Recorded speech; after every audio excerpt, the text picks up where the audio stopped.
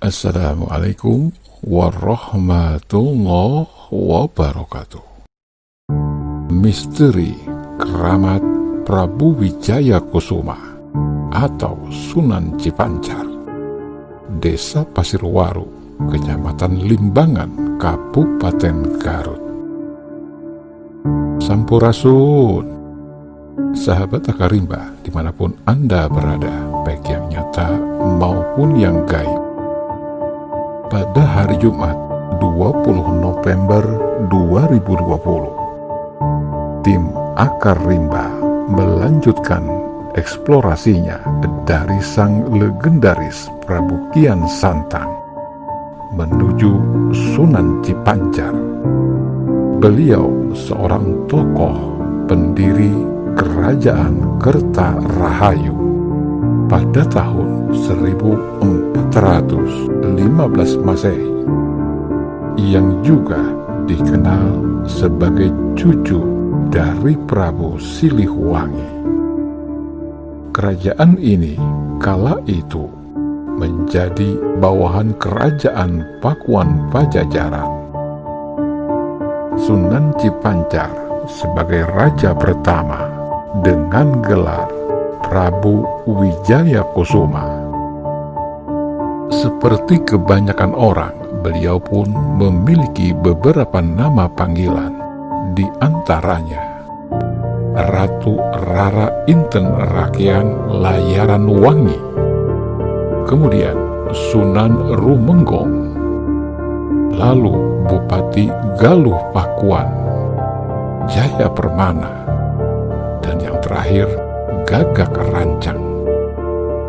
Seiring berkembangnya kerajaan Islam di Cirebon, bersamaan terpecahnya kerajaan Galuh dan Sunda, kekuasaan pun berganti. Wilayah Limbangan menjadi bawahan kerajaan Islam Cirebon.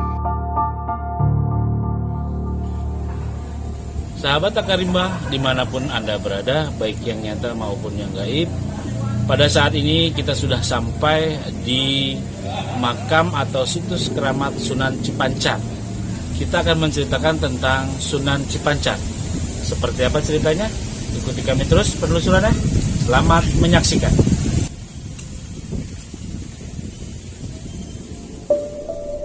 Dikisahkan suatu ketika Syekh Sarip Hidayatullah atau Sunan Gunung Jati memerintahkan kepada semua bupati untuk menghadiri rapat di Keraton Cirebon. Seluruh bupati diwajibkan hadir tepat waktu. Bila ada yang melalaikan perintahnya, maka akan dikenakan hukuman mati. Upaya tersebut merupakan penanaman disiplin bagi aparatur negara pada waktu itu. Raden Wijaya Kusuma sebagai Bupati Galih Pakuan sudah berusaha sekuat tenaga, namun apa daya, ia tetap saja datang terlambat. Sesampainya di pendopo, Bupati Galih Pakuan ditangkap oleh para penjaga. Kemudian beliau pun dikenakan sanksi, yakni hukuman mati, dengan mempergunakan senjata miliknya sendiri. Namun ketika keris itu ditusukkan pada tubuh Bupati Raden Wijaya Kusuma, tiba-tiba semua penjaga itu terjatuh lemas tak berdaya. Lalu sontak seluruh isi pendopo menjadi panik, hingga rapat pun terganggu dan dihentikan. Syarif Hidayatullah keluar dan menjumpai para penjaga tersebut. Beliau menanyakan sebab-sebab kejadian ini. Maka para penjaga menjelaskan bahwa saat menjalankan tugas dari beliau untuk menghukum Bupati Galih Pakuan yang datang terlambat, mereka tidak berdaya.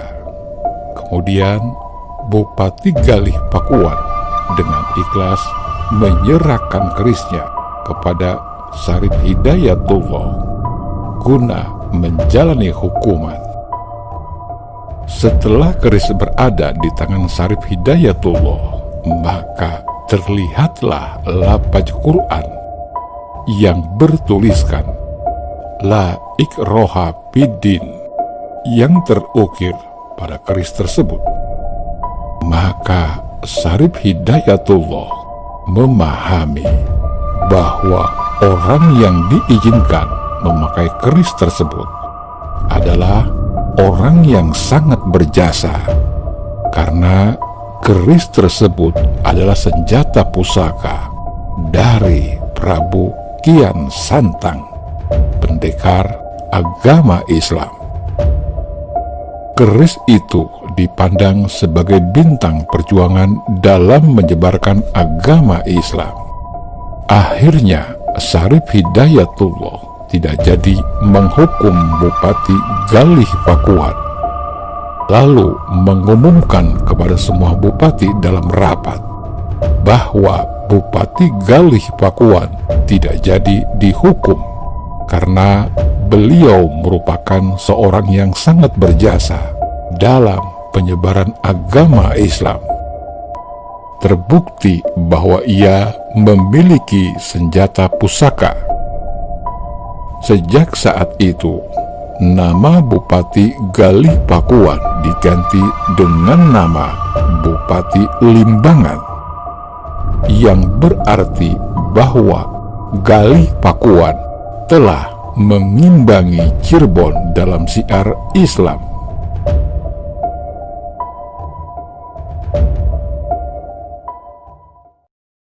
Demikian cuplikan kisah perjalanan seorang tokoh yang sangat berjasa dalam berkembangnya Islam di wilayah Jawa Barat, khususnya di wilayah Garut. Semoga kisah ini bermanfaat dan menghibur Anda semua. Mohon maaf lahir dan batin bila ada kesalahan dalam ucapan, baik dalam penyebutan nama, tahun, maupun tempat. Dan terima kasih sudah menyaksikan tayangan ini. Jangan lupa untuk subscribe pada channel kami, agar kami tetap semangat berkarya menciptakan titik-titik alif berikutnya. Mematuhi aturan itu sangat penting. Walaupun hal-hal yang luar biasa terkadang lahir dari mereka yang suka melanggar aturan. Kemampuan berpikir tidak akan berkembang jika hanya berada di sebuah lingkaran aturan. Begitupun hati, biarkan dia terbebas dari belenggu aturan, bersih dari prasangka yang tercipta dari logika yang terbatas. Kemudian bebaskan Tuhan dari sekat-sekat aturan, agar kamu dapat menemukan Tuhan sejati, bukan Tuhan yang tercipta dari katanya. Mbah Jagat Nurjati mengutip kata seorang tokoh sufi, Jalaluddin Rumi, "Aku bukan Nasrani, aku bukan Yahudi, aku bukan Majusi, dan aku bukan Muslim. Keluarlah dari sekat itu semua. Lampaui gagasan sempitmu tentang benar dan salah, agar kita mampu bertemu pada suatu ruang murni, tanpa dibatasi prasangka dan pikiran gelisah. Ingat, Dia setia menunggumu di sana. Dia rindu untuk dikenal dan menyatu dengan cahaya abadinya yang tak pernah terlukiskan dengan kata-kata. Dia hanya bisa dirasakan dengan totalitas kepasrahan diri, hening dalam kemenyatuannya yang tak terbelenggu oleh ruang, waktu, dan rupa. Semoga sebelum tuntas baik perjalanan waktu, kau dapat membaca tajwid kehidupan yang bermuara pada alif, lam, lam, ha, wa, mim, ha, mim, dal yang terbalut dalam ragamu. Wallahu alam bissawab. Salam cinta leluhur Nusantara. Wabillahi taufik wal hidayah. Waridho wa inayah. Wassalamualaikum warahmatullahi wabarakatuh.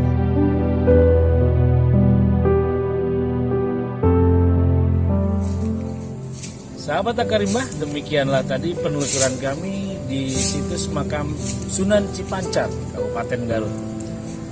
Terima kasih kami ucapkan kepada seluruh sahabat Akarimbah yang sudah memberikan subscribe, like, dan komennya, juga men-share YouTube channel Akarimbah ini. Dan bagi yang belum, terus untuk men-subscribe video-video kami atau YouTube channel Akarimbah. Dan jangan lupa pantang video kami selanjutnya. Salam cinta leluhur Nusantara.